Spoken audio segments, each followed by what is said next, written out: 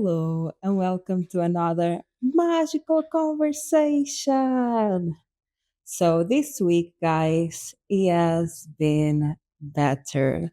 The situation with my roommate, it got better. I think he finally understood kind of my boundaries. I think he understood, okay, I'm not going to push her. I'm not going to be in her business. And I'm very grateful for that because now when we interact, it's just like, hey, I also like run away from any conversation, really. When he appears, I'm like, oh, let me run away. But I do feel safer, which I'm very grateful for, even though I don't feel fully safe. Like when I see him, I still get that survival instinct in my body. My body goes like all tensed up and a bit stressed, but I'm way better. And I'm very grateful for that. Thank you for everyone that sent me protective energy. Thank you so much. I'm really grateful for that. I also really like my other two new roommates that came. They are very respectful. They really respect my boundaries. They don't push me. Like they respect my space, and I'm very grateful for that. So overall, my living situation is better. I do feel more at peace and safe. Not fully, but I do feel way better. So I'm very grateful for that. I also really like this podcast in the sense that this is such my safe space. Like, I cannot be this frontal or honest with people like in my real life because I always feel like people come with a lot of judgments and a lot of lack of acceptance, which I'm not blaming people. I also think I'm a very unique person and I like to talk about, like emotions, deep stuff. And I think most people I used to surface level conversations, which is fine. Like, I completely understand, but I'm the type of person that I need that deep connection. I need those deep talks. I want to ask you how you are and really understand your emotions and what you are going through. And this is just the person that I am. I also feel like I have a lot of unique point of views. I think like my perspective on life is very unique, and I think it can be triggering to a lot of people to get to know a very different way of seeing life and a very different way to live life as well. So I really find a lot of comfort in magical conversations. I really find a lot of comfort in this podcast and also in Laurinda Landia. And it really warms my heart in knowing there are people that resonate with what I'm saying, that there are people out there that do relate and do resonate, that don't judge me and see themselves in my stories and have been through similar experiences. And that brings me a big sense of community and a big sense of connection because really I went through my life without having a big sense of connection with people because I always felt like I thought differently and I saw the world differently. And I think a lot of people could not relate to me and also did not have the emotional and mental strength to understand my point of view. That again, I'm not judging, but I'm really grateful that I have this space, that I created this space where I can truly connect with people. Because even though it's through the internet, I think like I'm putting myself out there in such an authentic manner that the people that do resonate with it are really connecting with me in an authentic sense. They are not connecting with a mask, they are connecting with my truest form of authenticity. And even though being on the internet is not quite easy, right? You always have quote unquote hates, I guess, like people that take the time to comment something that is not so pleasant. But also, I'm very grateful that so far, but again, I have a little amount of followers, even though I'm very connected with them and I'm very grateful for all of them. I'm still with a little amount of following and of presence, and that's fine. So my the quote unquote eight is not that much and is not that big. So it's easier, I guess, to live with, and it does not affect me that much because this is something that when I started, I asked myself, am I able to handle the criticism? Am I able to handle all the negative comments that will come with this? And I think because most of my life I was always criticized, most of my life I was always put down, made fun of, laughed at. I think at some point I got desensitized to it, like it does not affect me that much because I learn how to live in opposition. I learn how to live in discomfort. I learn how to say something and be something that people will not agree with. And when I started this, I thought to myself, am I able to handle like the negative pushback? But then in the other coin, and this is what keeps me going, it's like, even though there is always negative pushback, I also know that the positive, it's really fulfilling to me. I know that people that do resonate with my authenticity, it's something that was hard to me to find in my day to day because I feel like it's easier to be authentic online, even though this might sound weird for a lot of people. But for me, it's easier to be authentic online because the pushback that I get is just like words on a screen.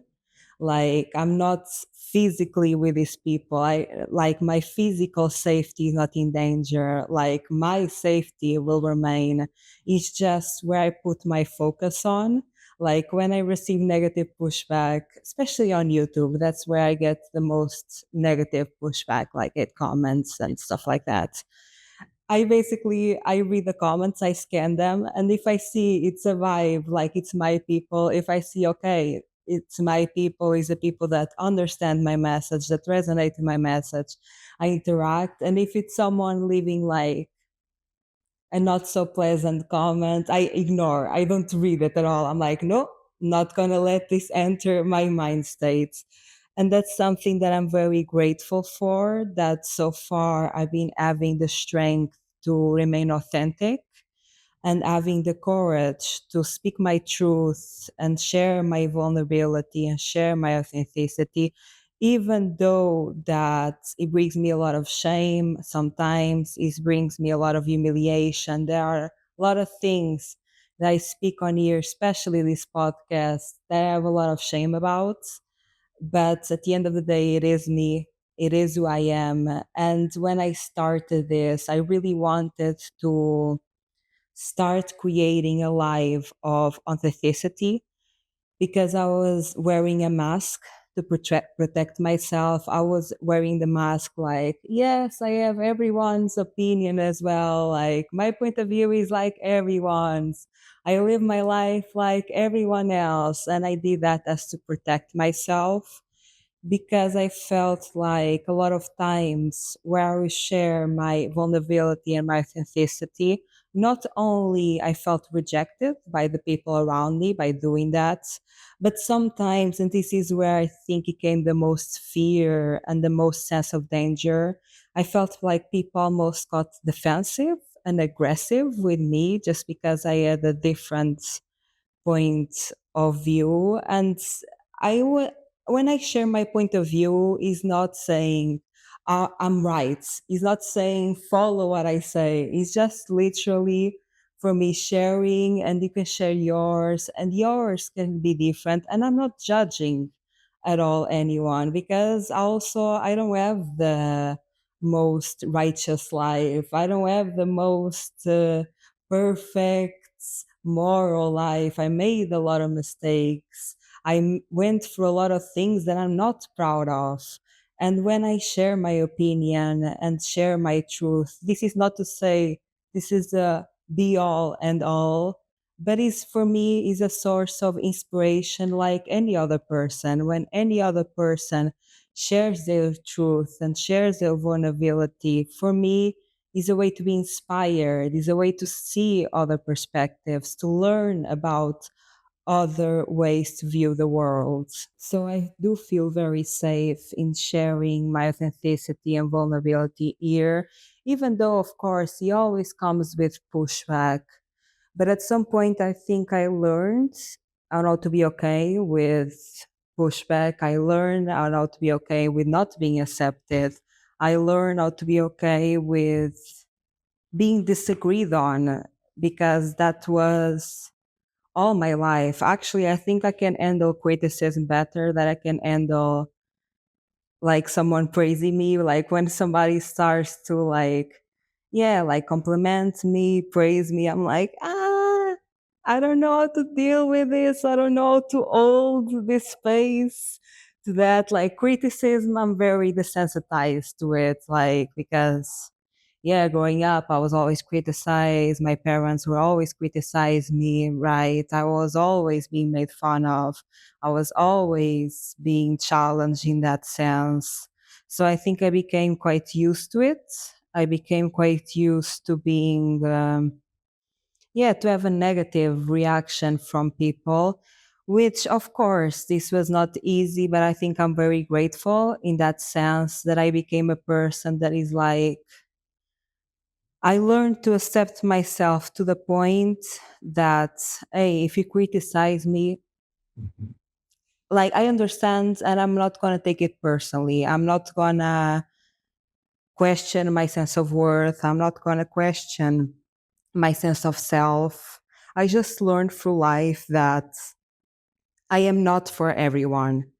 I'm actually a very unique person that I'm from a very unique people. I'm not from for everyone, even though I'm very charismatic and I can get along with a lot of people. But that version of me that is charismatic and that can get along with a lot of people, it's my mask. Is the mask that I learned to use to move through the world. It's not the real me. So this space and coming here and talking about my life, this is something I never like done fully before. Of course, with some people, like I get to know some people and I drop like information to people about me and my life, and I test how they react to it. If they react with no judgment and with acceptance, basically I divulge more information. But in my private life, I'm very private. I don't tell people what I'm going through, or I don't tell people how I really feel. I don't tell people I'm more comfortable in telling my past because I feel like that's over. I feel like that version of me also does not longer exist. That version of me that went through all of those hardships and went through all those struggles. That version in me is that it does not exist, but it has transformed. I'm not the person that I was, and I feel like I faced and healed enough on my past to be okay in telling it. I don't get triggered by it. Of course, I get emotional, but feeling emotion and being triggered is two different things for me. For me, feeling triggered is having to face something that you want to escape from. And for me, being emotional is actually processing that experience and being okay with that experience. For me, a trigger is something that you want to run away from. So I'm very grateful that I have this space, that this is something that, again, I have never done before. I never been this honest. I never been this truthful. I never shared to this extent my life.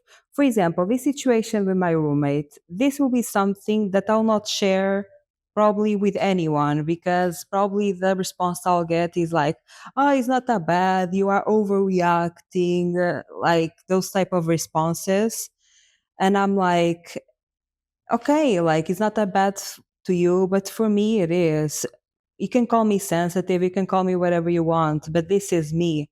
And if you want to be in my life, you have to accept me as I am. You cannot change me or just get me for what you think are the good parts of me. You have to accept me fully for who I am and how I feel. And I think this space is me putting myself out there as I am, as I feel, even though it can be very uncomfortable sometimes. I like to push that comfort zone for myself because I do want to create a life that is safe for me to be authentic. That I think is like my main goal in life is just create a life that is authentic. Not perfect because nothing is ever perfect. Not fully easy. Hopefully in some things easily but is easy, but in others probably is gonna be hard. But that's just life. At this point I have accepted that life it's ups and downs and nothing is perfect and everything is imperfect. But my main goal of life, before I would say that my main goal of life was to be happy, and I think after a while, I realized that happiness, it's moments, right? Happiness is not a forever state. I cannot achieve for a forever state. Of course, I can achieve for moments of happiness, but I cannot achieve for forever state because that is also not healthy for me. Like, for me, healthy is accepting the flows of life, is flowing with your emotions, flowing with the obstacles or opportunities that you get in life. It's not me trying to reject my emotions to be something that they are not, but me accepting my emotions as they are. So I changed my goal in life because for a long time, I just wanted to be happy. And I think that also pursue of forever happiness, like constant happiness. Because again, of course, I want to be happy, but I have accepted that it's not a permanent state, it's webs and flows, right? Sometimes you're happy, sometimes you are sad. And I think that pursuit that I had before of permanent state of happiness, I think he also led me to reject a lot of my emotions because when I was sad, I'm like, no, but I want to be happy.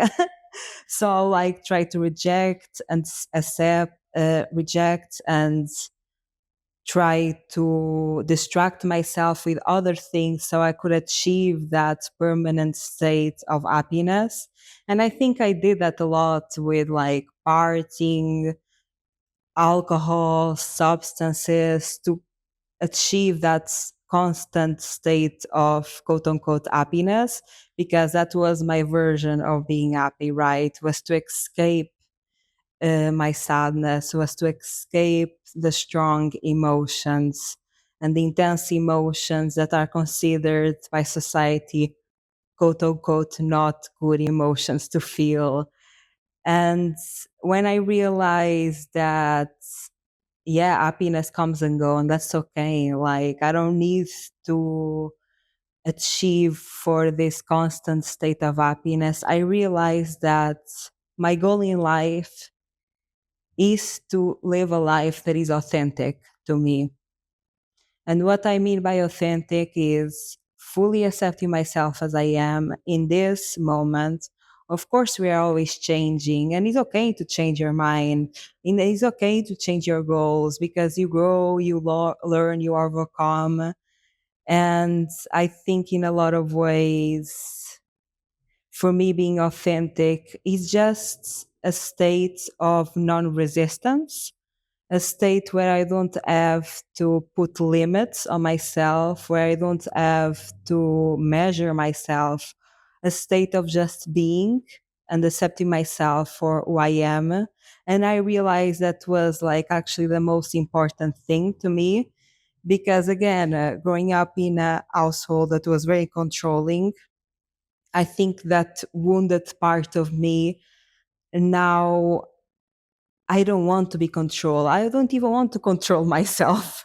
I don't even want to put those restrictions on myself. Of course, I have boundaries with myself, but for me, there is a difference between boundaries and restrictions. For me, boundaries, especially within myself, are adaptable and are flexible, and it depends on how I'm feeling.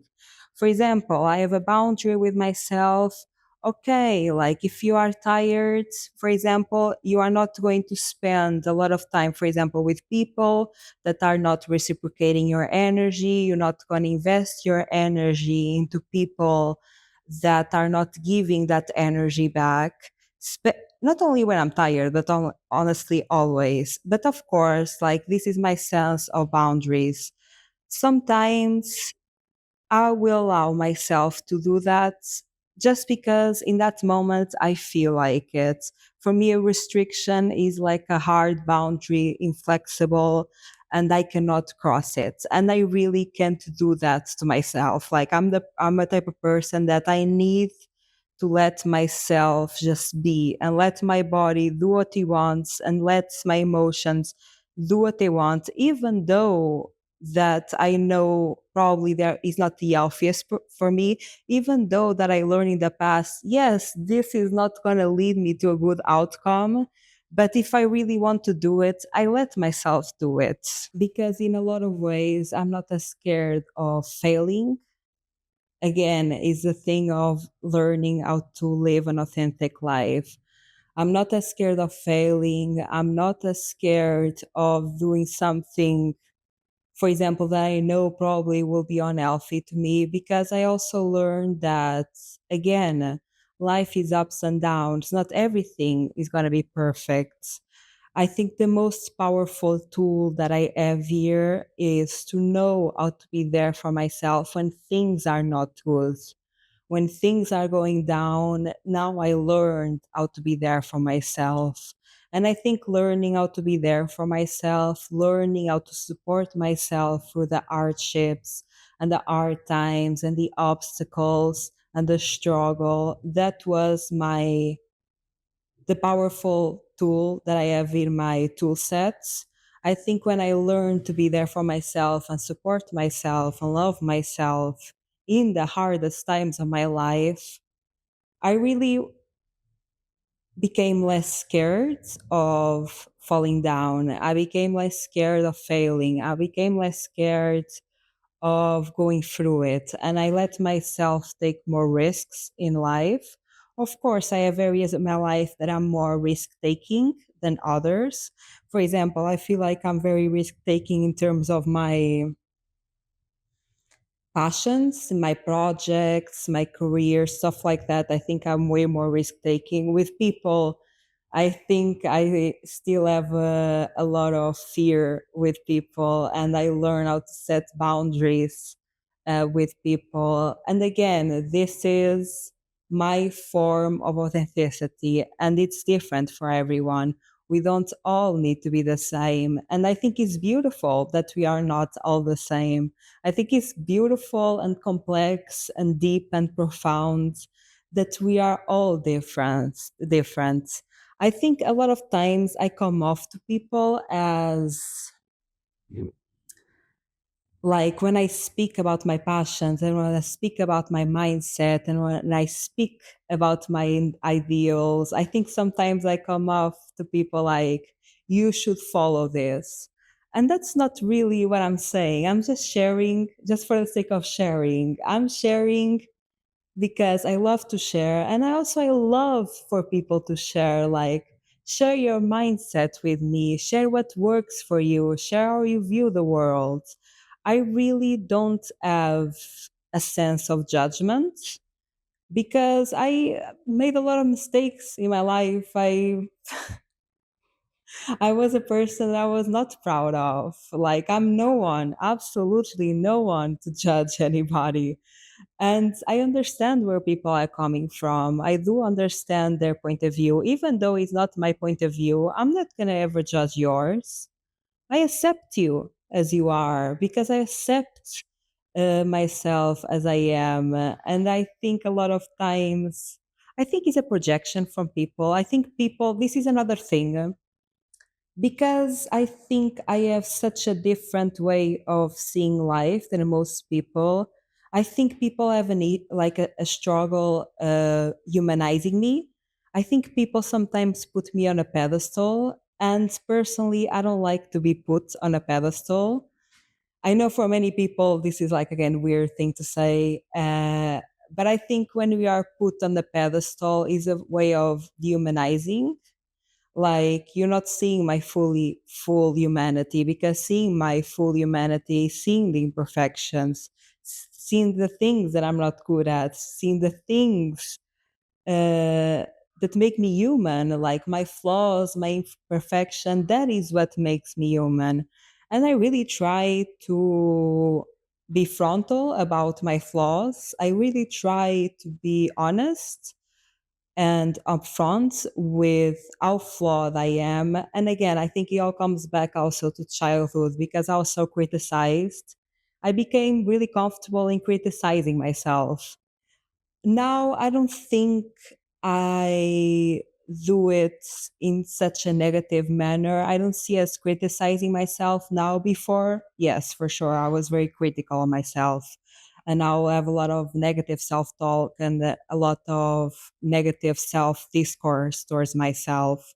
Now I see it like points of growth, because I really like to explore new possibilities. I really like to grow. I really like to explore, expand, and grow. It's just because it is fun to see all the possibilities of life. It is fun to see all the ways that we can create life and make life different. I think it's a very inner child curiosity of mine, and I think in a lot of ways, I really try to put my flaws forward. And I think this can also be a dissonance between me and others, in the sense that I think people see way more potential in me than I see myself. I think I'm quite blinded to my good qualities, because I'm so trained to see my flaws. Again, this all comes back to childhood, being constantly criticized, constantly put down. I think I learned how to do that as a survival mechanism, so I could anticipate other people's needs and not do the flaws. And I think across time, this is like for me a power, but I do understand to some degree that I don't see myself fully, because I think people see me with way more potential than I see myself. Again, I'm not saying that I don't see myself with lack of potential, because I don't, but I think the way that people view me, they view me in way more high regards that I see myself, because I'm always very focused on the points of opportunity, points of growing. And those points of opportunity, those points of growing is the things that I can improve, is the things that I can grow and expand on. So I think I have a lot of dissonance in the way that people view me and the way I view myself. I think I view myself way less Bouch bow wow as people view me. And I think the fact that people view me with such high regards, this can trigger, right, people, like people that I think are confident in themselves. They portray this in a way more positive manner, like they support me, they praise me. Again, I'm not very comfortable with that, but I'm very grateful for everyone that does. I'm trying to be comfortable with that, even though it's outside of my comfort zone. I'm trying to be comfortable with compliments and approval and appraisal. And I'm trying to accept it, because it's really funny. When people give me compliments, I'm like, I need to give you something back. Like when people give me love, I'm like, I need to reciprocate this energy. I cannot hold this energy within me. Like I cannot stay with the love that you are giving me. I need to do something for you. I need to like give you the compliment back. Like I need to give that energy back to you. And I'm trying slowly to hold more space in myself for other people's loves. Like when people give me love, I'm like, okay, Laurinda, stay with this. Don't give it back, stay with this. It's like, for example, if someone gave me a gift, next day you're gonna see me and I'm gonna give a gift to you again. Like I have an issue with staying with other people's loves, and I'm trying to stay comfortable with it. But yeah, I think in a lot of ways I don't see myself fully, and I don't see my good qualities fully. I see my flaws, and I'm comfortable in my flaws. And I'm comfortable in my mistakes, and I'm comfortable in the things that I'm not good at. And actually, I take quite pride in it because I think, yeah, in a lot of ways, it humanizes me. I think it connects back to my humanity, and the concept of humanization and humanization comes back again a lot to my childhood because I was so dehumanized as a child. Because, right, narcissists, they see you as an object, they don't see you as a person. So I think in a lot of ways I was so dehumanized that a lot of my healing journey is to humanize myself, is to give myself the space to be flawed, is to give myself the space to make mistakes. And that's something that has become really important to me. For example, even with my YouTube, Laurinda Landia, and the podcast, the beginning of podcast, the first episodes that I did, they are not good. I'm not proud of it, but I decided to not delete them. And I decided to not delete also the beginning of my YouTube channel of Laurinda Landia because I wanted to show my progress. In the sense, I wanted to show my flaws. It's not perfect. I don't find it good, but it is me. This is me with flaws, imperfections, and all. And those are actually the things that I really wanted to emphasize. And that's the journey that I've been taking for myself, accepting my flaws, accepting my insecurities, accepting the moments that I was wrong and I did not know any better. And be proudful of it because this is me and I'm human. And this is me showing my most human side. Me showing my flaws is my way to show my most human self. So that has been something that has been really important to me in my healing journey to not be perfect, to be flawed. And that, yes, I think this is really stemming from childhood. And I kind of wanted to share, for example, my relationship with my mother now. I think like people that have been through this can really relate to this, and it can be really hard because growing up with narcissist parents is a lose lose situation for you. You don't win. Like in this situation, you are always losing, and the best that you can hope for is to lose the less amount of emotions, energy that you can. I think, imagine growing up right in my household. It was so incredibly hard. I was so mistreated. I was so treated like an object, and I was treated like the worst child to be alive, right?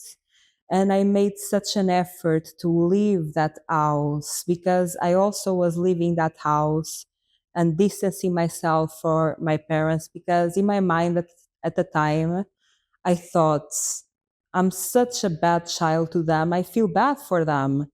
Like, I feel bad that they have me as a child. I feel bad that they are going through all of this because I exist.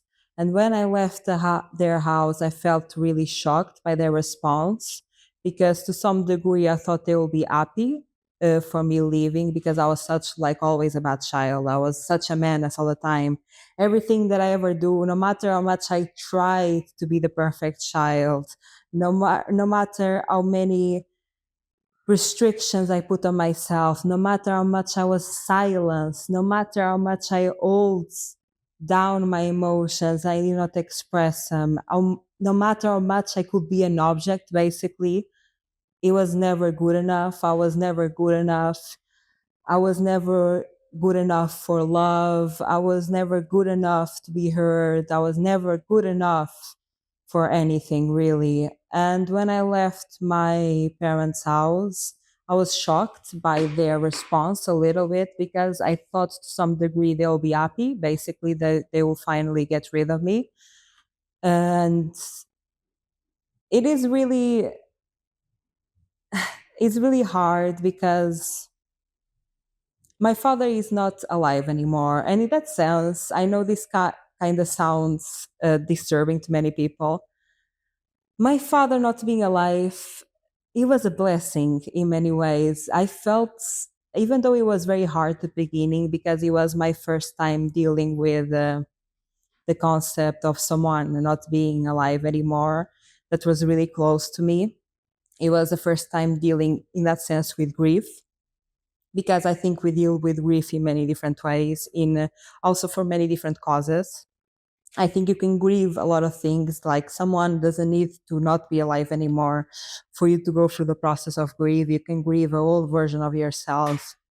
You can grieve an idea of the world that you have. You can grieve a goal that you wanted and could not achieve. And that was my first time dealing with grief in the specific sense of someone close to me not being alive. So it was really hard for me at the beginning, but I think when I learned how to move through grief, and I learned how to have space for my emotions, let them flow, supporting myself through them, and loving myself, I think after that stage of learning how to deal with grief, I think in a lot of ways I was grateful that he was no longer alive, because I was free. And in a lot of ways, I think my father had a big hold on me, even if he was not there physically with me. Even when I moved cities and I was not living with them anymore, I was still trying to live a life and make choices to get his approval. I was still trying to pursue things that I thought, hey, maybe my father will finally be proud of me. Maybe my father will always love me. And when he wasn't alive anymore, I was free in the sense that I don't have to look for his validation anymore. I'll never get that validation. And that was freeing in a lot of sense. Like, I will never get his love. I'll never get his approval. I'll never get his, I'm proud of you. And in that way, I was free, because I did not have to live a life of feeling like I have to be there for him. I had to show up in a way that is not me. I have to show up in a way that will get his approval and will get his love. That is not me, is not who I am, is a mask that I'm putting to try to get his approval and love. But imagine, my mother is still alive, and again, I'm wishing her all the health. I don't want her to perish. That's not what I'm saying. But with narcissistic parents, again, you are an object. Like, there is no concept of needs, there is no concept of boundaries. Basically, when I left, especially like that house, and especially when I moved countries fully and I distanced myself from her, basically is all the conversation of guilt trip, like, you're such a bad daughter, like, I miss you, I'm never around. And basically, narcissists are very good at portraying this image, especially my mother. I think she's very intelligent, even though she doesn't admit her intelligence. I think she's one of those narcissists that is very good at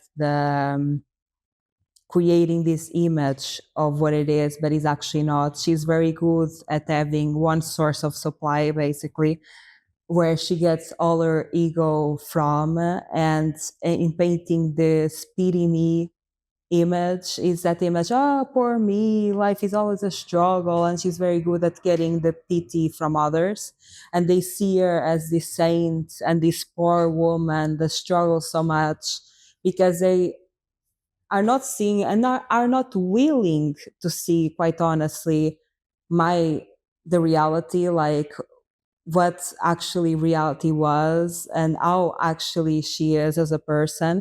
Like, my mother is considered a good person because she's that type of narcissist that is very good at creating that image, and she cared a lot about image. Like, that's something that was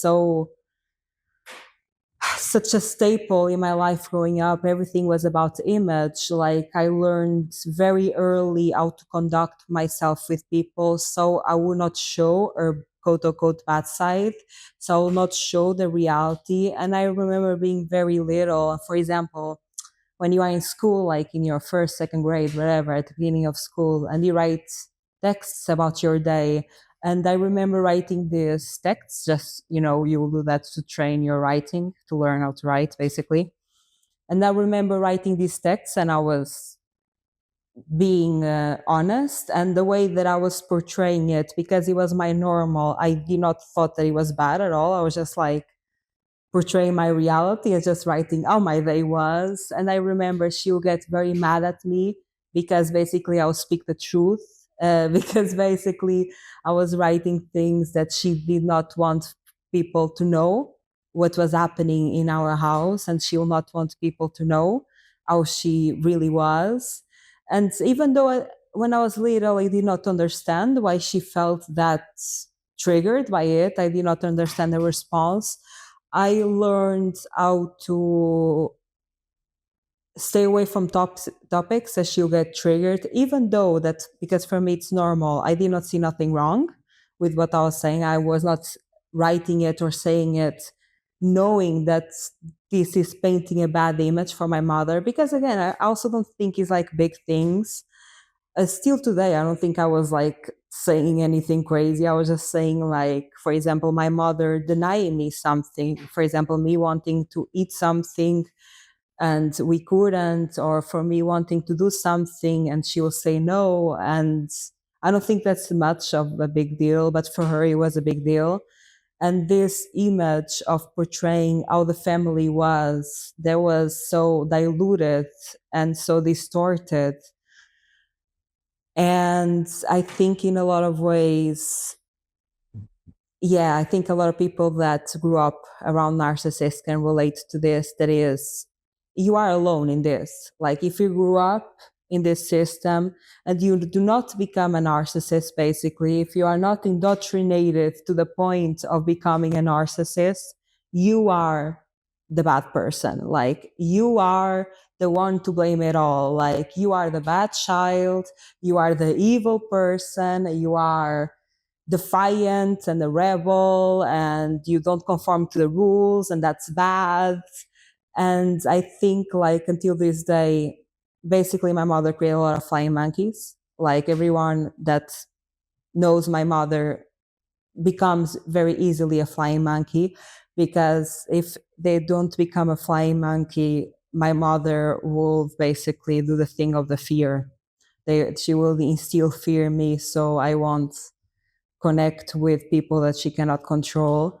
So everyone around that system are or narcissists or flying monkeys. Even the people that are good, kind-hearted people, they are basically manipulated. And I don't blame the people that are manipulated. I understand, because I've been there. And it took me a lot of distance, physical distance, and a lot of no contact to start to see things clearly, because I thought for most of my life that my mother was a good person. Only very recently I realized, oh, this is not what moral or empathy or compassion looks like. I only start to understand what morality, empathy, and compassion really look like when I started to do that for myself. Because at the beginning of my self love and healing journey, I had no concept of what love looked like. My concept of love was very restrictive, very controlling, very only under certain conditions, very acceptable, very judgmental.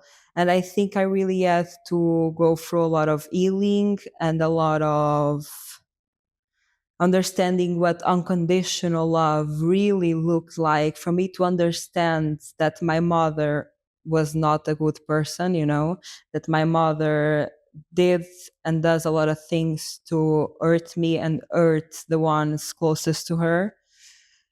And right now, even though that I try to set boundaries, there are no boundaries with these people. Like, these people do not respect your boundaries. They don't see you as a human. They see you as an object. They see you as a possession. Like, you were born, you went through hell, and then you spend the rest of your life feeling guilty for having left. Like, I was born, I went through hell, it was horrible, it felt like torture to be there. And still until this day, she wants me to feel guilty for not being there for her. She wants me to be there physically for her so she can use me for her ego, so she can feed her insecurities through my insecurities and through my fear. So there are no boundaries to set with these people, really. They don't care about your boundaries. Like, they couldn't care less.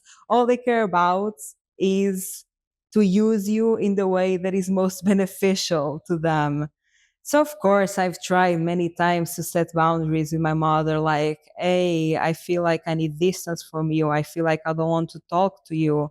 I need time to figure my things out. I need time to heal. I need time to process what happened to me. But of course, she does not respect my boundaries. She guilt trips me to try to for me to take down my boundaries, right?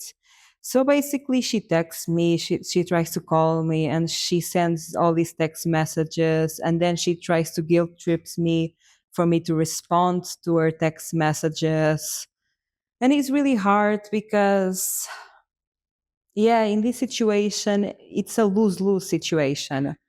I was born in a family that did not view me as a person, it viewed me as an object. I went through hell during that time. And even when I escaped, I left knowing, not in the moment, but now I know that in my eyes, I never had a family. In my eyes, even though I had blood relatives, I never had a family. And this is something that was really important for me to understand. And why? Imagine in my life,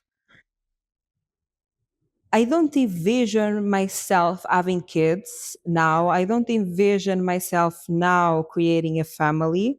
Maybe I change my mind. Probably I'll change my mind. But Laurinda, now 26, in October of 2024, I don't envision the rest of my life as having a family. Because honestly, I want to spend a good amount of time of my life to be selfish. I want to spend a good amount of my life to make choices only for myself. I want to spend a good amount of time in my life to live my life just for myself, just also trying to recover some sort of childhood that I never had, trying to play more, trying to have fun more, trying to create more safety, trying to honestly, yeah, recover a childhood that I never had. I want to spend a good amount of time in being selfish and not having to diminish my needs to give them to someone else. I envision my life as me in a good amount of time in being selfish. But imagine that someday, yes, I want to start a family. I want to, for example, have kids.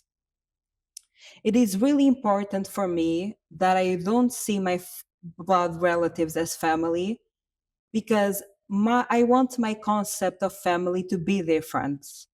I want my concept and idea of family to be about unconditional love, unconditional acceptance, about safety. Most importantly, I want my concept of family to be about safety.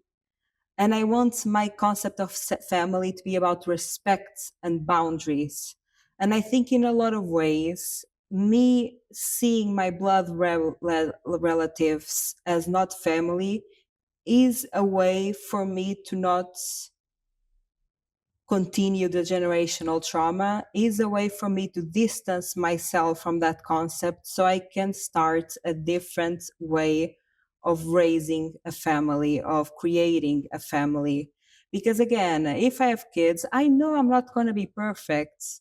I know nobody is, but I'm going to try my very best to not continue the same generational trauma, to not continue the same set of behaviors. I don't want my kids to go through what I had to go through. I will not be able to live with myself, quite honestly, if I was, for example, like my mother, could not be able to like to live in peace knowing that I'm having the same behaviors as my parents. I want to be the farthest thing I possibly can from my parents. And this is something that even when I was a child, I looked to them as an example of what I did not want to be. As a child, I would pretend to follow the rules, and I did follow their rules. I would pretend, like in action, that I agree with them, that I have the same set of beliefs, that I don't see what they are doing. I'll pretend in action. And this is something that I do until this day. It's like the mask. It's a mask that I put in the outside world to make me safe and to feel more safe and more protected. I, in a lot of ways, I acted like I agree with them, but in my mind, I was always concocting an escape plan. In my mind, I was thinking, this is not for me. I don't want to be like you. I want to be the farthest thing from you. Yes, in a lot of ways, I'm grateful that they show me all the things that I don't want to be, all the things that I'm trying to heal from, so I am not, and I don't continue this generational set of behaviors that are nothing but toxic, that are nothing but harmful. And it's really important for me to understand that I never had a family because that is not my concept of family. Even though I have blood relatives, yes, I have people, quote unquote, parents that we share blood and they gave me birth. They are not my family, and I will not accept them as my family because that is not my concept of family. And this is something that I think I have to do for my healing and for me to understand what is family, what do I see family as? How do I want to create a family? And when I say create a family, yes, it can be later in life if I want to have kids, but mostly for myself. How can I create a family within myself? How can I create a support system within myself? How can I be the mother that I always wanted? How can I be the father that I always wanted and needed? For my inner child to feel finally safe, for my inner child to feel finally safe, secure, and stable, to be who she is and to grow. Because in a lot of things in life, I think I'm very advanced in terms of mindset and what I do. Yes, I think I'm very advanced in terms of wisdom and knowledge in this type of area of life, but I think I'm lacking in a lot of other ways of life because that's what happens when you grow up in trauma. You get really good at overcoming, you get really good at surviving, but there are a lot of other things in life that are behind because you were just surviving. You had no idea or time or energy how to do other things in life. And there are a lot of things in life that I feel like I'm lacking in progress. And I feel like other people are way more caught up to it than I am because for most of my life, I had to survive. Most of my life, I did not have time or energy to do the normal thing of people, right? To live a normal life. I did not have time or energy for that. All I was concerned about was surviving. For example, I don't know how to ride a bike. I don't have a driving license. I don't know how to ride a car. I understand nothing about taxes and laws and stuff like that. The things that are so normal for most people in my age, for me, I'm like, I don't understand. Because most of my life, I was preoccupied and occupied in surviving.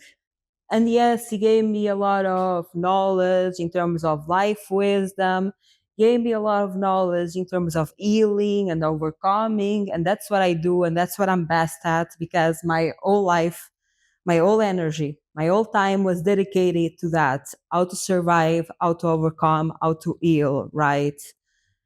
But I feel like in a lot of areas of my life I'm behind, and I feel ashamed of it because people, it's so simple, but I really am ashamed of not knowing how to ride a bike, of not knowing how to drive a car, of not understanding nothing about taxes and laws and stuff like that. And everyone seems so updated to it, and I feel like almost dumb for not knowing. Of course, I try to give myself a lot of compassion and empathy, like, hey, not only you had nobody to teach you that, but also you had no time or energy to do that because you were occupied in surviving. So I think in a lot of areas of my life, I feel like I am behind. I feel like I'm impaired. I feel ashamed of it. I feel like I wish I knew how to drive a bike. I wish I knew how to drive a car. I wish I knew how to do all those quote unquote normal things that most people know how to do. And that's why I want a good set amount of time to be selfish.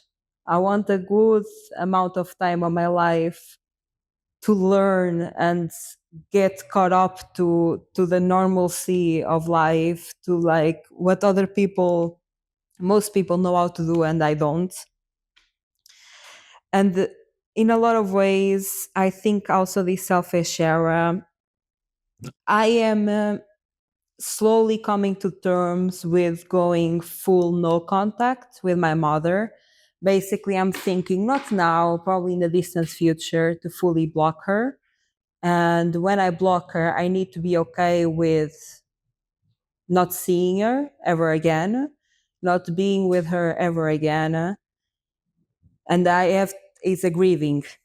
Basically, I have to accept grief in that moment because I know that is the healthiest for me. And I know that's also that is a burden that I want to take out on my back because, of course, she does not respect my boundaries. I need to reach the point that I need to block her because she does not respect any of my boundaries, right?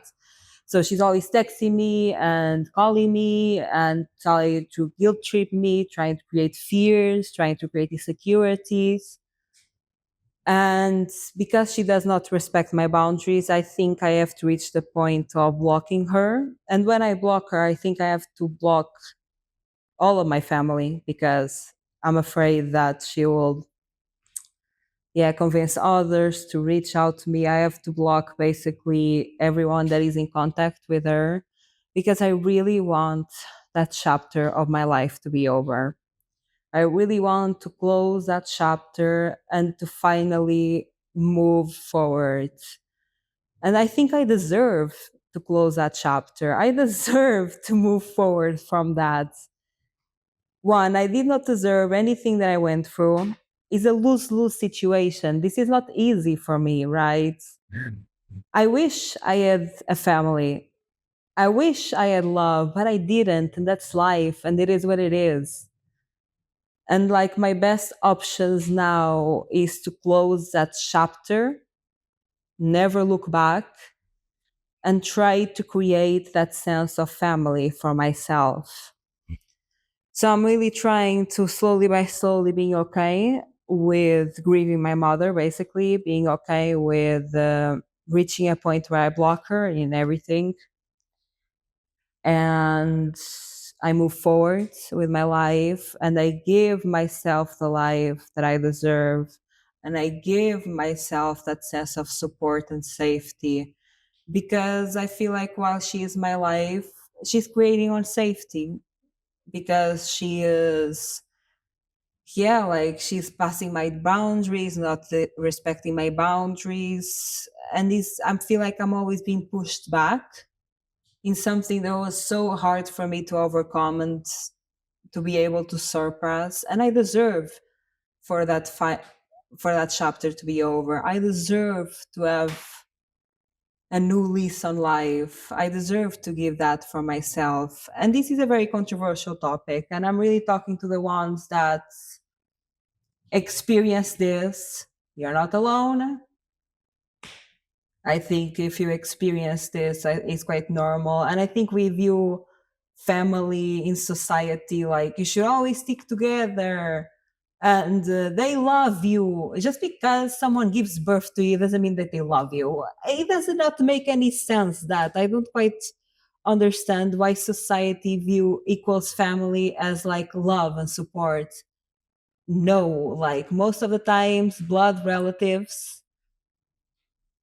sometimes yes, they love you, but others they don't. Like that's just life. Like sometimes bad people have kids, and that's it. And just because they are your blood relatives, you don't owe them nothing. You don't owe them any presence of or energy, especially where the only thing they did was to use you, misuse you, and I was going to say another word, but YouTube. I don't think you don't owe them anything. And I think we have this concept in society: you should stick by your family, you should be loyal to your family. No, sweetheart, you don't. You are loyal to yourself. You are loyal to your sense of safety. You are loyal to your sense of love. You are loyal to your sense of self acceptance. You don't need to be loyal to anyone. What do you mean?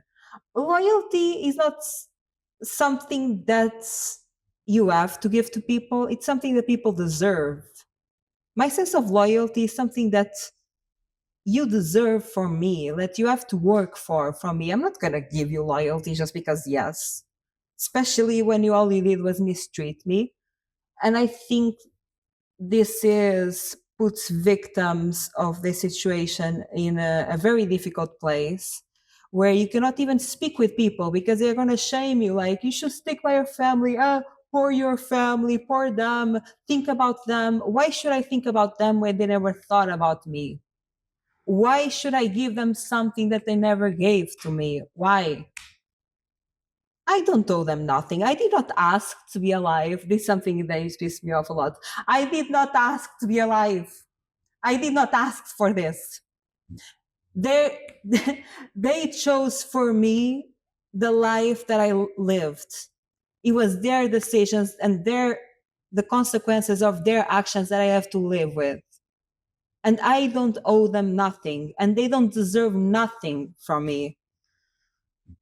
So the people that go through this, they get it. They understand the pain. It's a lose-lose situation. We were just unlucky at this point, really. And all we can pray for and hope for is to create some sort of safety and love for ourselves. And when we do that, I think we are really breaking a lot of generational trauma.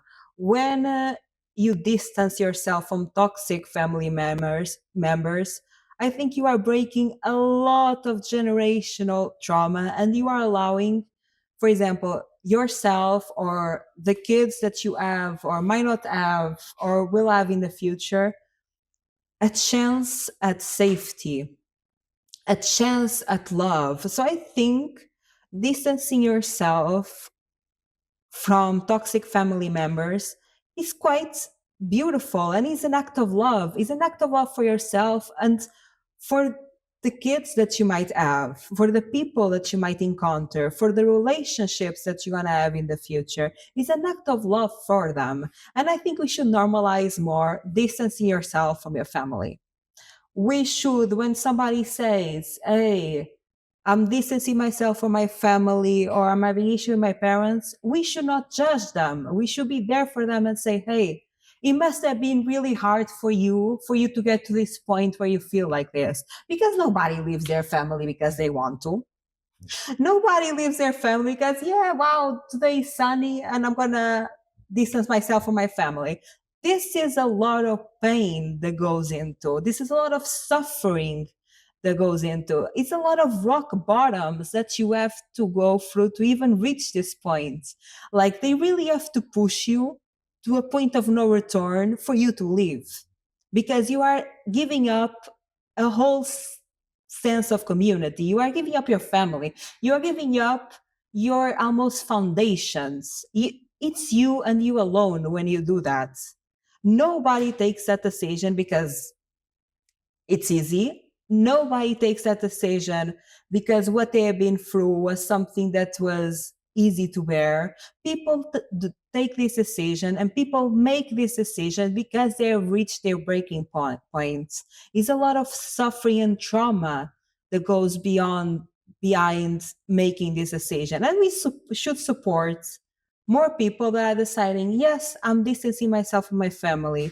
And we should ask them, hey, how can I support you during this time? Not how can I shame you, not how can I make you feel guilty about it. We should say, I'm sorry for what you went through, and I'm here to support you. And I know I'm going to get pushback on this, but I don't care. I'm done caring. I cared for too long, and it was only for my detriment. Of course, I care to a certain extent. Of course, I care for myself, for empathy and compassion for myself and others. But I'm sorry if you are not willing to change, if you are not willing to be a healthy human being for me, if you're not willing to respect me or even like listen to my boundaries and respect my boundaries, I don't care. And I know this comes with a lot of pushback. I know this comes with a lot of adversity, but guess what? I don't care. I don't care anymore because they made me reach this point. Because again, you don't leave your family because yes, it's hard. It takes a lot of rock bottoms. It takes a lot of suffering. It takes you going to like the darkest moments of your life and understanding I can't do this anymore because it's me or them at this point. They use me and traumatize me to the point that it's me or them. It's a survival point. I'm like, a lot of people are doing this to survive. It's not because it's easy to leave their family, it's a survival instinct, it's a way to survive. So yes, that is a rant that I have there, and I'm very passionate about it. And I think we should support more people that want to distance themselves from family and say to them, I'm sorry for what you've been through. It must have been hard to go through what you've been through. And how can I support you during this moment? And not shame them, not guilt trip them, because it wasn't easy. And we don't need to know what happened to them. All we need to do is to be there for them. So this is my vent and my rant, and this is something that I'm working through because yes, it took me leaving countries to feel some sort of safety. It took me like to move so far from my parents and my mom for me to even feel a sense of safety, and even that is not far enough. Even that is not far enough. And I think like I'm really working through, yeah, blocking them out of my life so I can finally give myself the safety that I deserve, give myself the love, compassion, and empathy that I deserve. And if this mean being the bad guy in a lot of people's eye, so be it. Because I was always the bad guy, right? I was always the bad child. I was always the rebel, the rule breaker in the worst way possible. I was always that person. So if I was always a bad guy, might as well be the bad guy and give myself that love and give myself that safety and give myself that sense of a healthy relationship with me and others. So yeah, this is probably not gonna happen in like soon, but in a distant future, probably. I'm working through grieving uh, my mother and the sense of family. And today, I would like to talk about and share the story, the continuity of the story of the last episode, of the second time I was almost kidnapped. Again, a trigger warning. I feel like I have to give a lot of trigger warnings during this podcast. Uh, Trigger warning for kidnapping and for the trade of human bodies for to sell organs and for unconsensual intimate relationships. This is basically a story of the second time I was almost kidnapped. If you listen to my last episode, it was the first time that I was almost kidnapped. And this did not happen to me once. This happened to me twice. Of course, because my life is a circus at this point. My life now, I'm very grateful that it's not again. And this comes with a lot of me putting a lot of boundaries, minding my own business, protecting my peace. Now I'm very grateful that my life is not as dangerous and unsafe as it was. But this was in the period of my life, the basically my first 23 years of life, they were complete and utter chaos. My first 23 years of life, horrible, traumatizing. I don't know how I survived. I have no idea sometimes. Like, I had to go through a lot of life threatening experiences and a lot of dangerous situations that I think I only survived thanks to my intuition because I have no other explanation. So, this is the second time I almost got kidnapped. So, this story happened in Poland. Basically, I did Erasmus during my bachelor's, like the last semester of my bachelor's. I went on Erasmus. That's basically this program where you spend like a semester in a different country. You go to like a university there and you have your classes there. And I chose Poland. And I chose Poland mainly because you have a set, you have a list of countries that you can do, you can go there to study according to the university and to the course that you are taking. And I chose Poland because it was really the cheapest one. Because again, I don't have much money. I'm quite broke. I'm quite poor. And for me, going on Erasmus to Poland, like the only way I'll go on Erasmus was to go to Poland because Poland had a different currency than euro. I think it's zlotys, if I'm not mistaken. And zlotys and their currency, the Polish currency, is very devaluated. So the conversion between euros and zlotys, basically, it's very cheap, right? So Poland was like my only option to go on Erasmus, and I did, and I'm so grateful that I did. And actually, I see this moment of my life in Poland with a lot of fondness. I really loved being there. It was such a freeing and fun and kind of reckless time in my life. And it's actually a country that I felt really safe in, even though some things happened, and this is one of them. Like in Portugal, I feared for my life every week. Every week something will go down. Every week something will happen without fear for my life. In this 6 month, 5 to 6 month period of being in Poland, like one semester, I feared for my life 3 times. Even though for a lot of people it might be too much already. But for me, it was very little because in Portugal, I feared for my life. I had like a life threatening event every week. So having like 3 life threatening events in a 6 month period is not bad. I'm not complaining. I'm grateful for it at this point. So actually, I felt quite safe in Poland and I felt very safe, for example, on the streets. I think, for example, in Portugal, in my opinion, a lot of people don't have this opinion. I have this opinion. I think there is a lot of body objectification, especially of women. And I think if you are a woman that is considered attractive, I I suffered. I was, I think, considered like attractive, and I suffered because I was viewed as an object. I was viewed as an object of pleasure. Again, not as a person, as an object. And I think in Portugal it's very common, like for you to get cat. What's the name? Cat.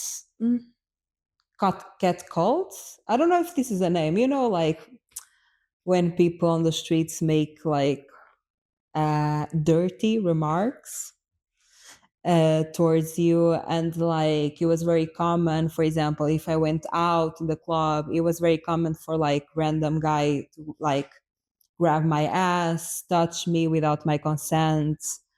And this was extremely common. Like every time I'll go out, someone will grab my ass. And I have a lot of crazy stories of that. Because then if you try to not accept it, for example, what happened to me a lot is if I went out, for example, and the guy will grab my ass, if I was like, hey, what are you doing? Stop doing that, right? I had a lot of instances where guys will get aggressive.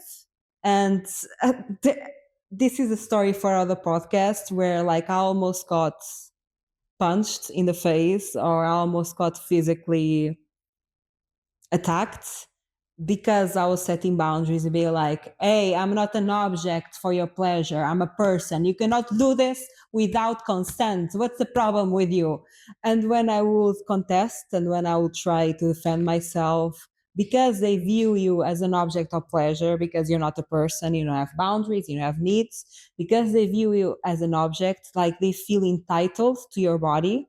So they feel entitled to touch you. They feel entitled to grab you in whatever ways they feel the most, yeah, that they want, basically. So that's something that I struggle a lot in Portugal. And in Poland, I think the culture was colder. Like, I think I did not felt half objectified as I did in Portugal. I actually felt quite free and I felt very humanized in that sense. Like, in the summer it gets really hot in Poland. Like even I feel like hotter in Portugal. Like, and I'll wear basically like short skirts, like a top, because it was really hot. I'm sweating all over the place. And I, besides like free times, that this is one of those times, I never felt in danger besides these free times. And again, I'm taking these free times as very little because in Portugal was every week, every single week. And besides these free times in Poland, I felt extremely safe. I felt not objectified at all. I felt even like in Portugal, I couldn't dance the way that I wanted to dance because it was considered too sexy. My existence was considered too sexy, and my existence was a danger in of itself in Portugal. And in Poland, I felt way safer. I felt like I could dress way more the way that I wanted. I felt like I could dance way more than I wanted. And like basically people not grab me, or even if they made remarks, like dirty remarks, most of them were in Polish. I don't understand what they are saying. And thank God I'm not understanding their language. Thank God. Love Polish people, love Poland, nothing against them, actually really like them. In my experience, not denying anybody's experiences, but in my experience, I feel like Poland, for me, it was really freeing and really safe. And I felt really free and really safe. And I loved being there, right? And imagine I go there. And in that country, in my mind, I'm rich. Even though that I don't have that much money. Like I have money for like to buy drinks at bars. I have money to like have dinners in restaurants. I have money for that type of stuff, right? So in my mind, I'm living the high life. I'm having the best time of my life because I'm not in my family environments for the first time. So I'm not constantly being criticized, demoralized, diminished, made fun of, right? For a moment in time, I'm not constantly being put down, right? So I feel so free in that sense. I'm not being controlled because, again, my parents are not controlling me. So I'm free in that sense. I'm also free in the streets because I can wear what I want, walk at night, be where I want, how I want, when I want, without feel in danger. So I was living my best life. And basically, in Erasmus, we had this club. There was like this Latin music club that every single Monday will go to. This like everyone from Erasmus will get together in this bar, drink some beers, and then go to this club, right? And this was tradition. It was like Erasmus Monday. We were all there, and I never ever missed a Monday. I was the dancing queen. Again, this is the peak party girl era. Like, I personally, I could not do that anymore. I even like going out once now is like, I'm tired. Like, I cannot do that anymore. But at the time, I was the peak party girl era, peak escapisms, peak you not the peak in the substances that I think was later in my life, but I think peak not peak in alcohol, but peak particle era, right? So every Monday I was there being the dancing queen in that Latin club, and I felt most of the time super safe, super free, loved it. I will dance the way that I want. Nobody will grab my ass without my consent. Nobody will touch my body without my consent. For the most of it, amazing. So, and basically, this club, they had this smoking area, right? And I smoked cigarettes, and I still smoke cigarettes. It's a habit. Nicotine is an habit that I'm trying to break, but not now. I have to mentally prepare to break my nicotine addiction. And I'm not there yet, to be quite honest. I don't smoke a lot of cigarettes. I try to smoke only like one cigarette a day. I try to put that boundary on myself, uh, because I think Portugal has a lot of like smoking culture, and I've been like smoking since I was like 15. So that is something that I'm addicted to nicotine. It is what it is. And they had this smoking area. So I went there to have a smoke. And again, I feel safe in this place. Poland to this point has proven to me a place where I feel safe, where I'm not, where my boundaries are respected, where people don't touch me without my consent. So I don't have a lot of paranoia or a lot of I'm not looking for threats. I feel actually very safe in this country. And I also feel quite safe at this club because we went there every Monday. And this club has proven to me the people that they respected me, they respected my boundaries, they respected my body, they respected my consent. So again, I feel very safe and not looking for threat in either way. And I'll get super drunk and not care because again, this has been proven to me in this country that I feel safe. And this is peak escapism. So honestly, I'm drunk almost most of the nights. Every time that we go out, I'll be drinking and getting super drunk, right? And imagine I go to have a smoke in the smoking area, and usually I have conversations with people, like random people, while smoking a cigarette. Like I'll speak with everyone. This was also me being in my social era, where I was super sociable. I'll speak with everyone. Because again, it was a thing that I talked about in my first episode that I needed constant stimulation and I need to be constantly escaping, not only through alcohol or substances or other means of addictions, but also through always having to interact with people. So, like, I'm not in my mind. I'm always speaking with people, so I don't have to sit with the thoughts that are running in my mind. I'm escaping my mind and I'm escaping my reality through people as well. So I was super sociable, speak with everyone. And again, this was the only time in that club specifically where I felt not a bit in a danger, but I only realized this later, but I felt a bit weird about it. So yes, I'm in a smoking area. I'm used to feel safe in this place. I'm used to speak with people, so I'm very friendly. I feel safe to be friendly. I feel safe to speak with people. Everything like in my mind is fine. And this guy approaches me.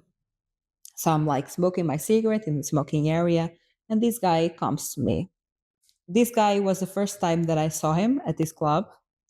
He might have been there more times, but it was the first time that I personally saw him. And he was considered like, according to societal standards, a good looking guy. an handsome guy. Again, my standards of beauty are a bit different. I see beauty more as your personality. I don't really care how you look like, really. I don't even identify as straight, but my um, orientation in terms of relationships, that's another podcast. But I don't quite identify as straight. I'm not a person that is visually attracted to people. I don't see um, attractiveness as visual. I know a lot of people do, and that's the normal. But imagine I can look to someone and say, yes, this person is a good looking person according to societal standards, according to what society deems beautiful. I know how to distinguish what are the standards of society. But me personally, I feel nothing. When I see somebody that is like good looking, I don't know how other people feel. I feel nothing. Like what makes me attracted to you is your personality. And this is something that, like, for me to feel attracted to someone, I need to get to know them, spend time with them, like hearing them, listening them, getting to know them. Because I cannot look at somebody and be like, yes, I'm attracted to you. I know what is beautifully attractive according to society, but me personally, I don't feel nothing. Like it doesn't not affect me in any way, really. So this guy comes and he's um considered like good looking, and I think this is an important part of this story, because again, these people have a lot of schemes. These people that conduct these kidnapping things, they know a lot. And I think them choosing to be someone that is considered like attractive by society, I think is also a part of the scheme, and is also a part of the process. I think it's strategic. I think they are doing it on purpose.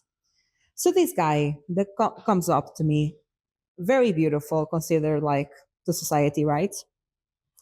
And this guy comes to me and he starts speaking like, I'm a DJ from Miami. I am like doing like DJing concerts or whatever. I'm playing like across Europe. I have a Lamborghini, I have a Rolex, and he showed me like his watch. Basically, he was talking to me like a CV, a CV of status. Like I'm this, I'm that, like I have this amount of money, I do this. And he was basically listing all the things about himself.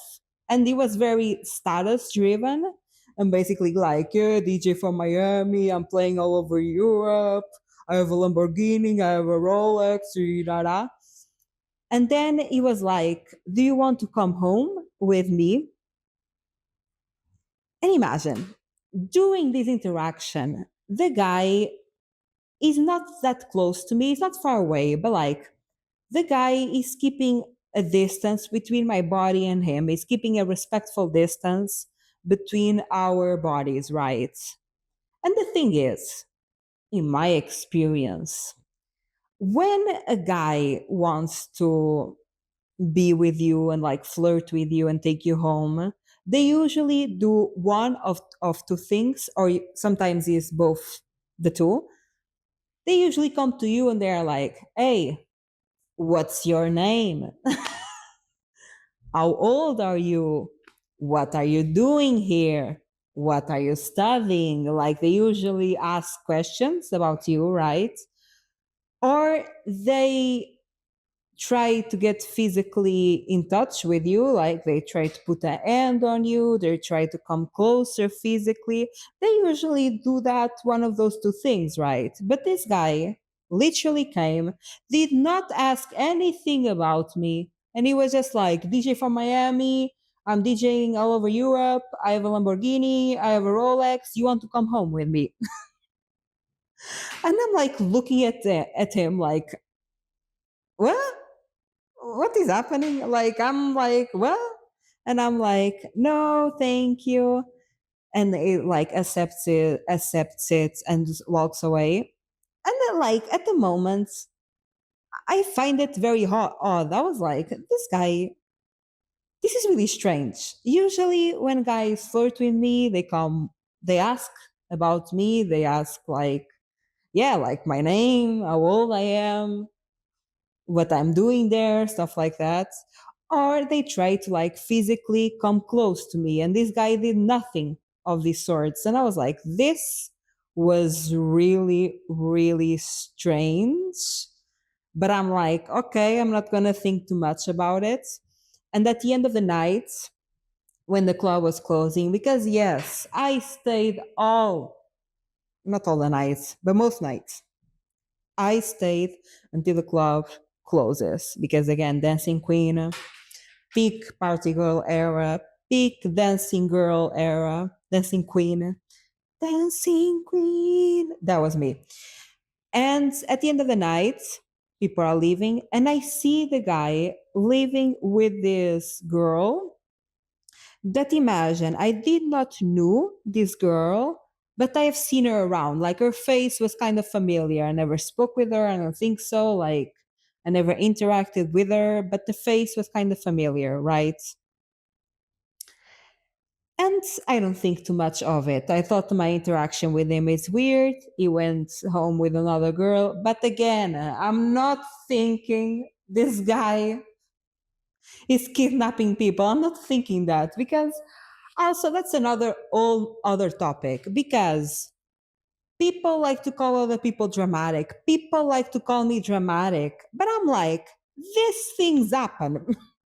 The world sometimes is a scary place. And I think me thinking about the worst case scenario, it is not that over dramatic.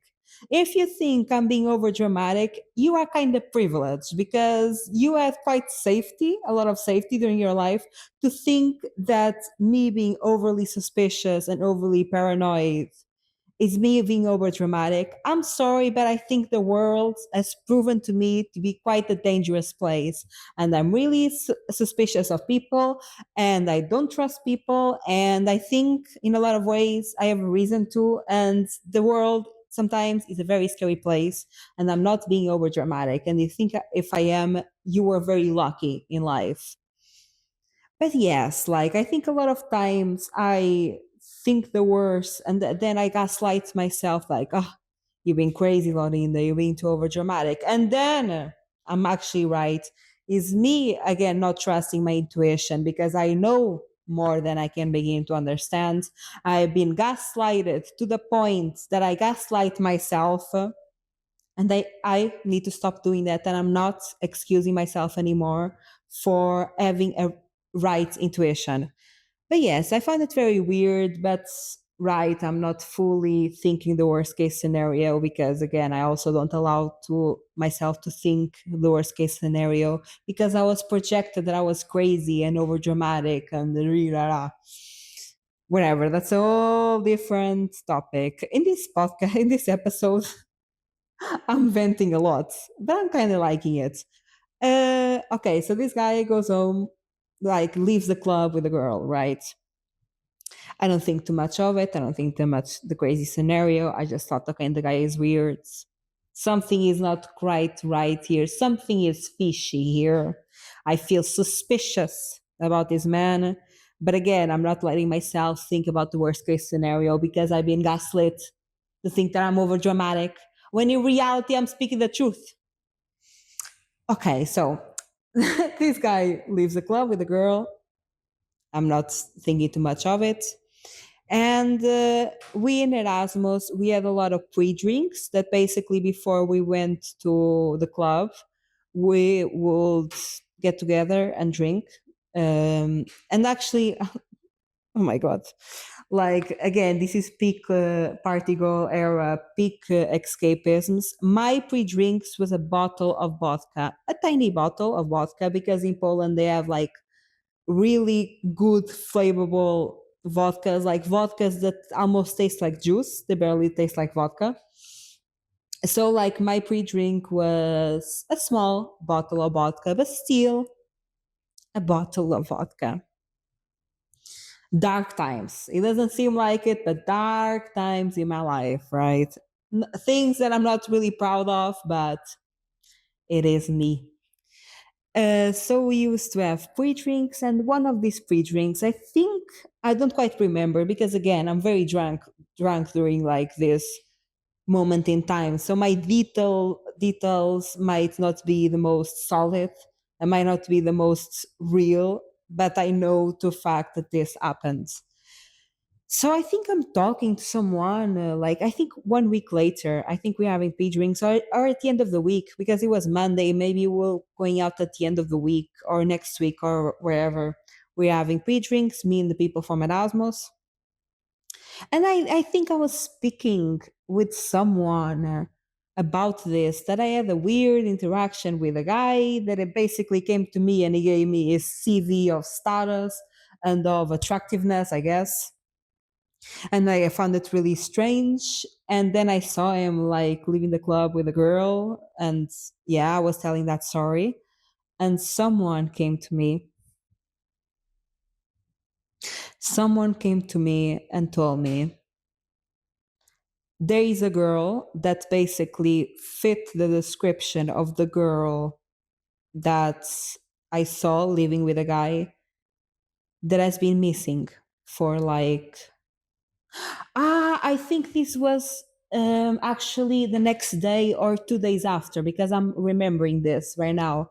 I think probably this must have been the day after, like it was Monday, probably this must have been Tuesday, because basically I was telling this story, and a guy that I know came to me, and he was like, "Hey, the girl that basically I described leaving the party with that guy has been missing since like last night or 2 days ago or something like that."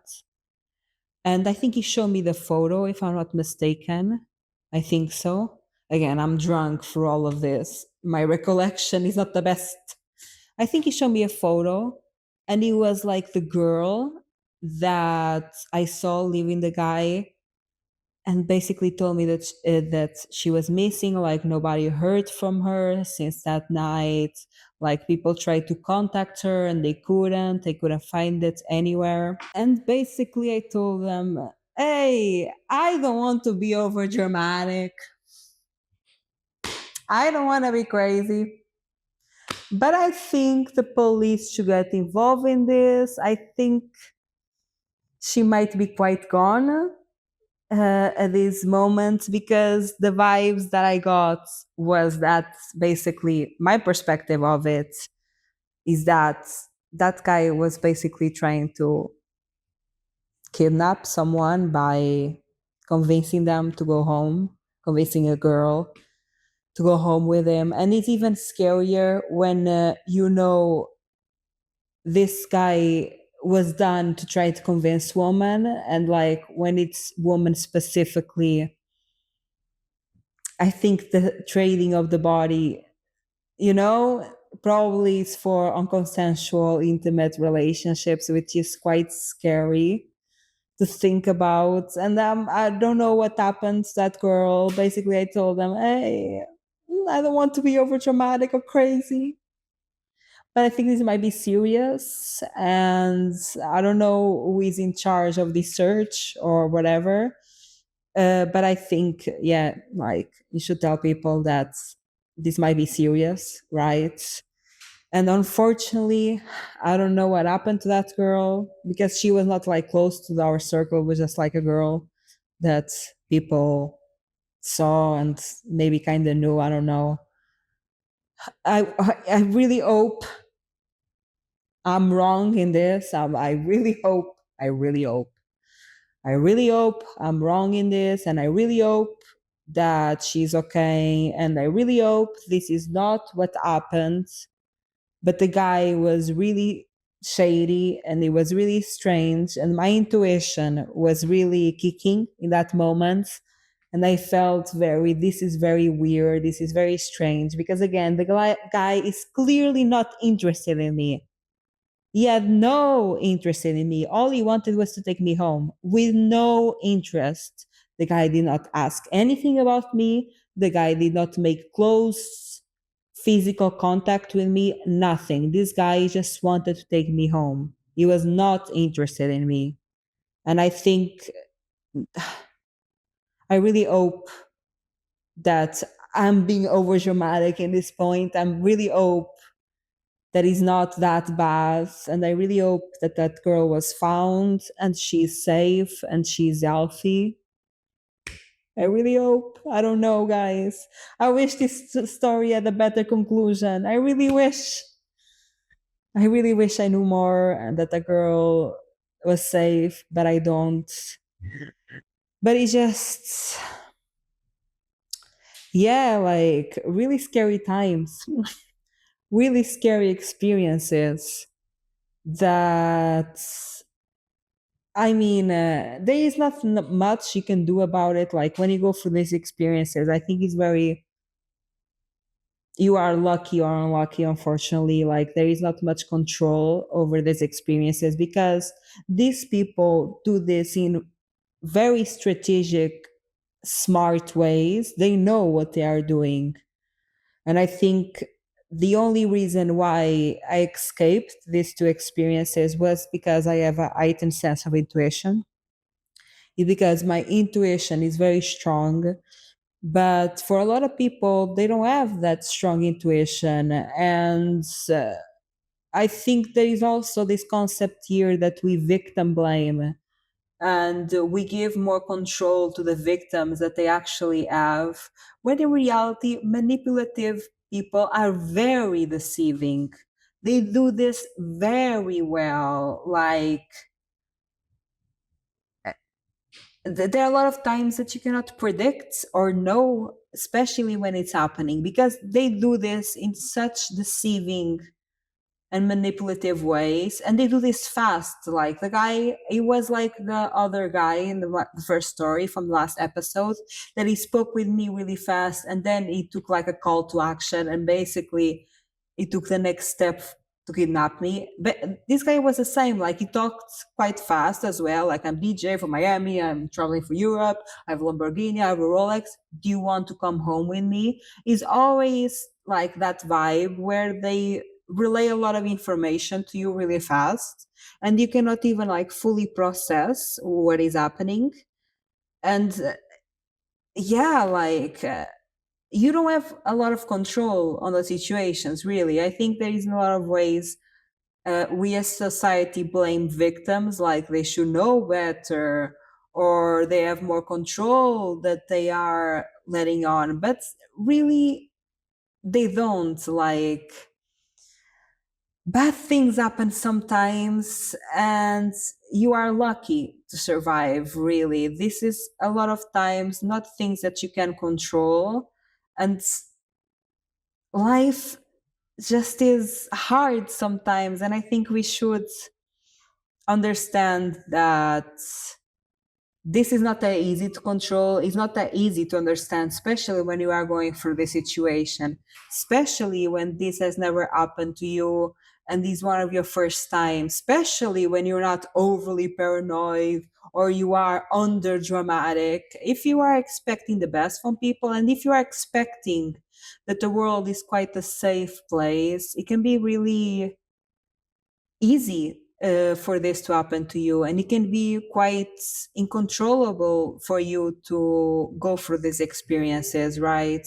So I think there is your understanding that we should give victims more grace and we should support victims more and blame them less, because I think when I speak about this, the response that I get a lot of times is things like, you should know better, or you should not have done this, or you should not have done that. When in reality, life is just hard sometimes.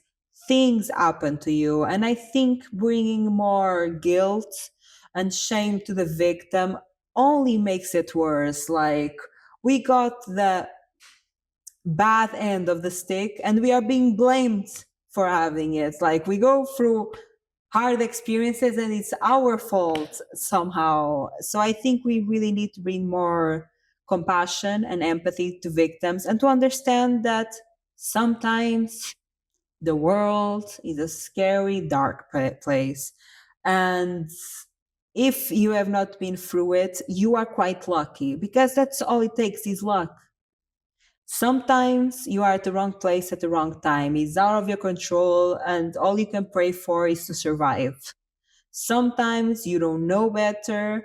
Sometimes you expect good from people. Sometimes you expect for you to be safe. And simply life is not that way, because then it's this dichotomy. Because me personally, I'm blamed for going through this experience, but in the other end, if I'm over paranoid and I'm over suspicious and I'm over dramatic, I'm blamed for that. I'm blamed for everything. There is no lose lose situation. Being a victim is always a lose lose situation. You are never, you are not safe, you are not protected, you are not supported by anyone, you are alone in these situations. And there is no one to ask for help, there is no one to come save you. You just hope and pray that you survive, really. So, yeah, I think we needed to have more awareness that we can all become a victim. And if you are not a victim, you were lucky, and hopefully you remain that way. But just because you have that luck and you have that privilege, don't project your fears into people that have been through it. I know, yes, it's scary. It's easier to think of the world like you have all the control. It's easier to think of the world like you know better, but in reality, you don't. And we need to give more grace and more compassion to people that manage to survive very difficult situations, and for people that went through a lot of struggle. Because being a victim is just being unlucky. Like, it was not your fault. It was never your fault.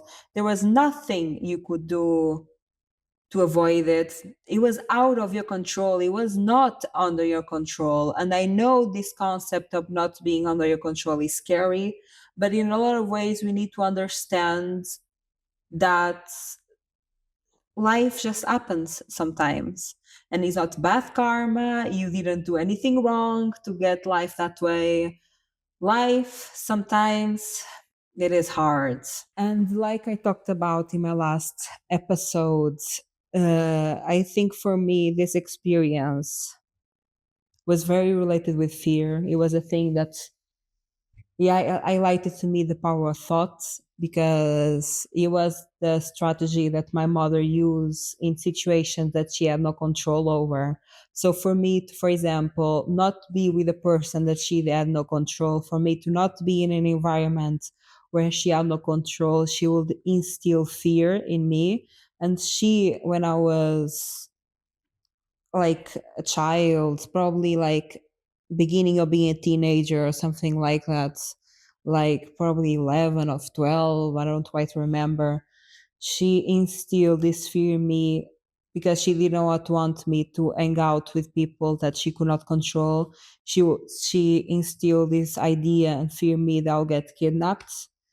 And this fear, again, almost came to twice in my life. And this really highlighted to me the power of thought and the power of fear, because I think fear only has power in your mind. And what do I mean by this? Fear is unavoidable. We are always going to experience fear, is a part of human experience, is a part of the human emotion. There is no way to avoid, reject. Fear is just going to be there. But I think fear has more power in your mind than in reality. I think the way that we view the world has more power than how the world actually is. And this is coming from someone that has experienced a lot of dangerous, scary situation. And I'm saying that fear is more scary in your mind than it is in the world. And what I mean by this is that I think if we don't address our fear, and if we don't bring love and compassion and acceptance to our fear, I think it materializes in your life. Because what is not addressed in your mind will materialize, because the way that we conduct our life, the way that we interact with the world, the things that we are attracted to, I think a lot has to do with the mind, even if these are belief systems that do not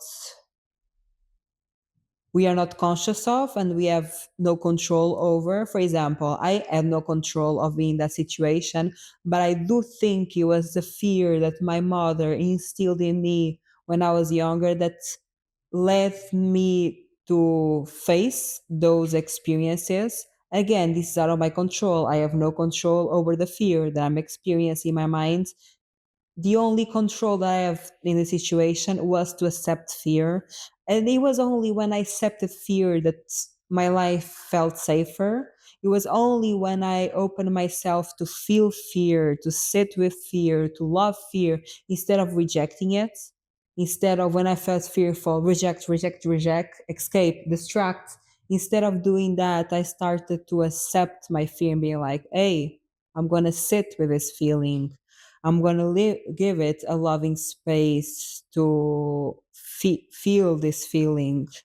That is only when my reality became less fearful.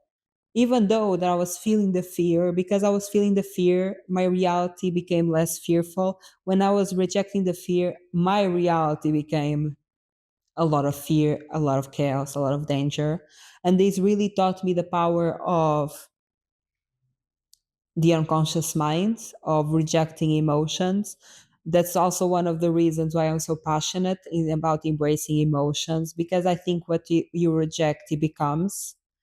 I think rejecting your emotions is basically creating them in your life, in my experience. In my life experience, that's what I learned. That's why I also really believe in embracing your emotions, giving it a loving space to exist, because guess what? They don't disappear. You can distract yourself like I did. I distracted, I avoided through alcohol, substances, people. I did everything and anything, and that only made my life 10 times worse. And it was only when I let myself feel, it was only when I let myself accept my emotions and be there emotionally, that my life became safe, that my life became peaceful and stable and safe and not chaotic. I had to embrace my inner chaos and I had to accept my inner chaos for me to live at peace. The duality of life, it's quite,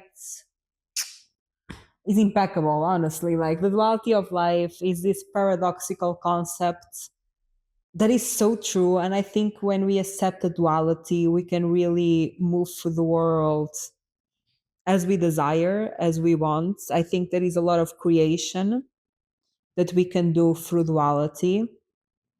And these experiences really taught me the power that basically, if I reject my fear, I'm going to bring it to reality. And if I accept my fear, it's not going to happen in reality, because fear never disappears. And it's going to happen either way. Either way, in the sense of one way or another. If you reject your fear, I think like it will materialize. But if you accept your fear and feel your fear, it will not materialize. And that really taught me a lot about the power of feeling emotions, because I have a lot of these experiences in life. I had a lot of these things that people like looked on the outside and they are like, Laurinda, why is your life so bad? People be like, every time I'll give them an update in my life, they're like, how does it get worse? Of course, there are the people that blame me a lot, like it was my fault for all of this. I had control over this, and it's my fault because I should have known better and all of that, right? And the other people are like shocked every time they listen to my story and they get to know me a little bit better. They're like, how does it get worse? And I'm like, I don't know. But now I know. I did not know back then, but now I know. And I think a lot even though it was a lot of unconscious, even though this was a thing that I did not control, I think me rejecting my fear, my emotions create a lot of chaos on the outside of me because those things don't disappear.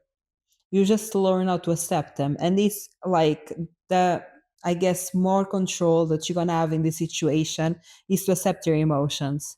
Because I feel like if you don't accept your emotions, they are going to replicate because your unconscious mind, even if you have no control over it, because we don't have control over the unconscious mind, that's why it's unconscious.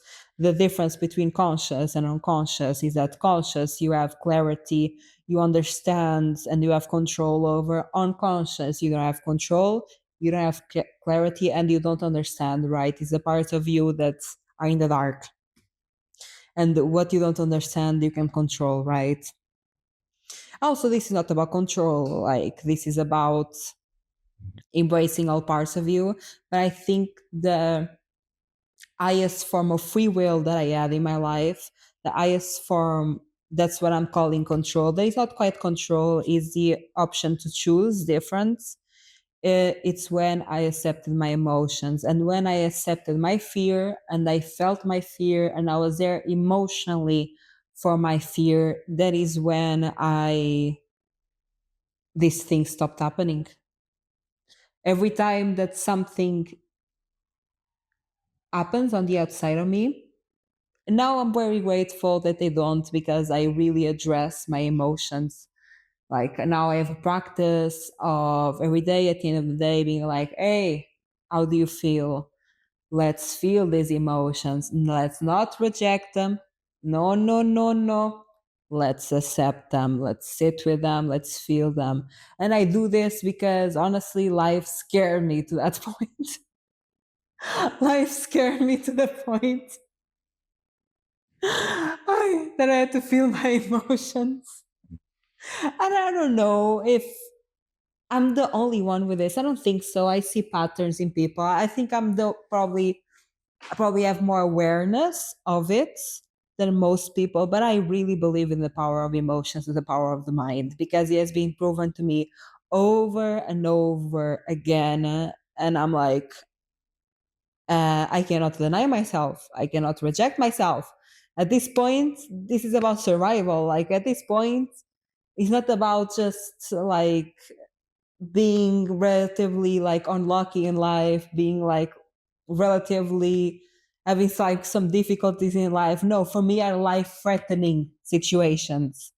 For me, it's like really fearing for my life here. I also feel like a lot of my experiences that I had to go through, I think it has to do a lot of generational trauma because this correlates, the fact that this correlates everything with generational trauma is also mind blowing because my mother once told me a story. It all wraps up like the power of the mind. This is mind blowing to me. The patterns, the cycles are insane. The fact that everything is so connected, it's absolutely insane. My mother once told me, and this was after my experiences. This was after that I was almost kidnapped twice. My mother once told me, and I think that's why she also projected that fear onto me, that she was almost kidnapped when she was a teenager.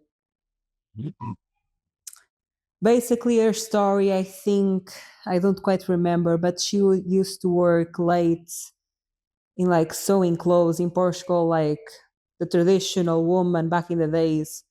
Basically know how to cook, clean the house, and make clothes, like sewing clothes. So a lot of women had that job that was to sew clothes and make clothes. And she was working late, like sewing the clothes, and she will walk home in the dark.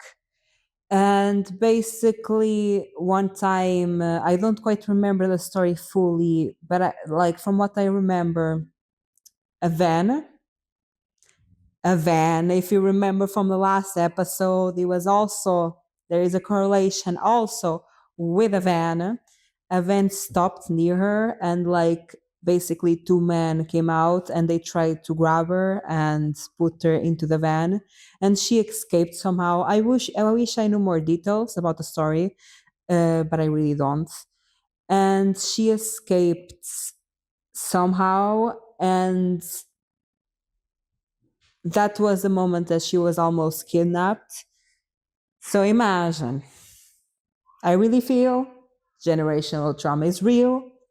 I really feel if you don't face your trauma, it's going to repeat itself. I really believe, again, back to the power of emotions, what you don't feel will happen because it never ceases to exist.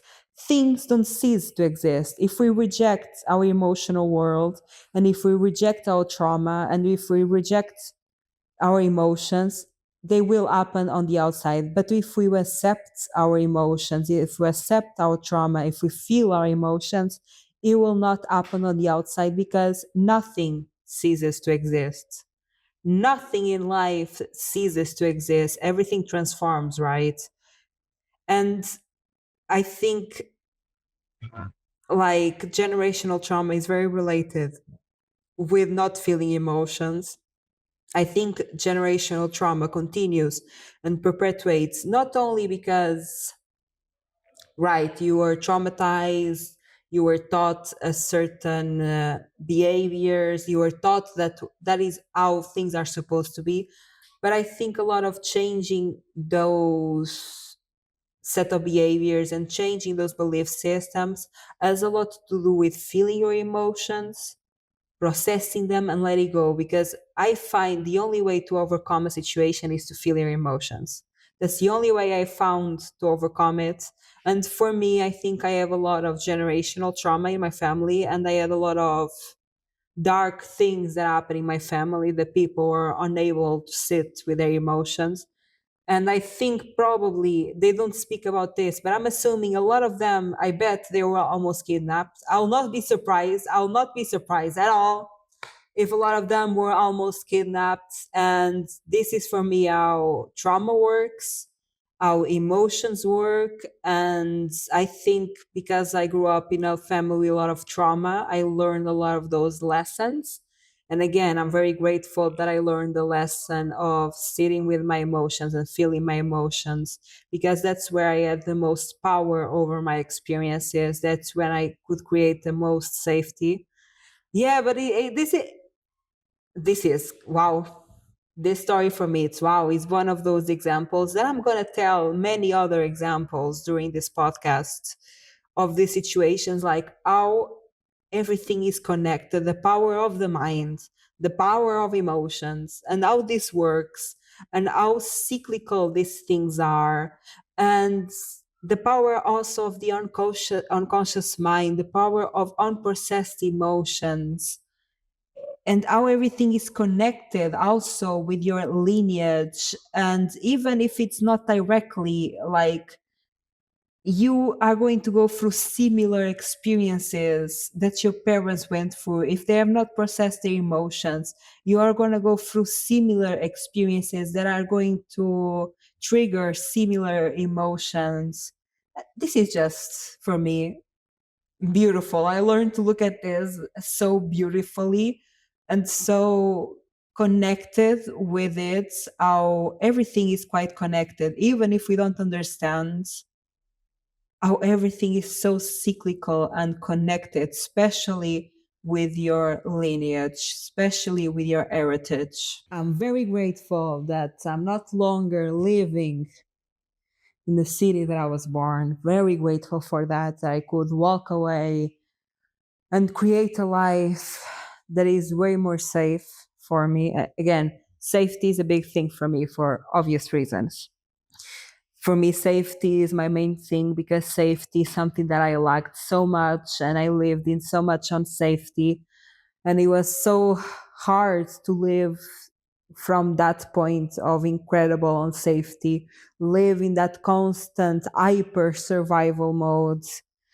And the life that I have now, I don't take it for granted. There are a lot of things in my life now that I could only dreamed of and I begged for such a long time. The life that I live now, even though I don't live like probably the life that live now is a bare minimum for a lot of people, but for me is gold. For me, the life that I live now that has peace and safety, even though that sometimes I don't feel that much safe, but again, I'm just taking here the bare minimum. I'm just taking here not almost not being alive, right? The life that I have now with this amount of safety and peace is something that I prayed for so many times as when I was younger. I on my knees, look at the stars type thing, you feel me?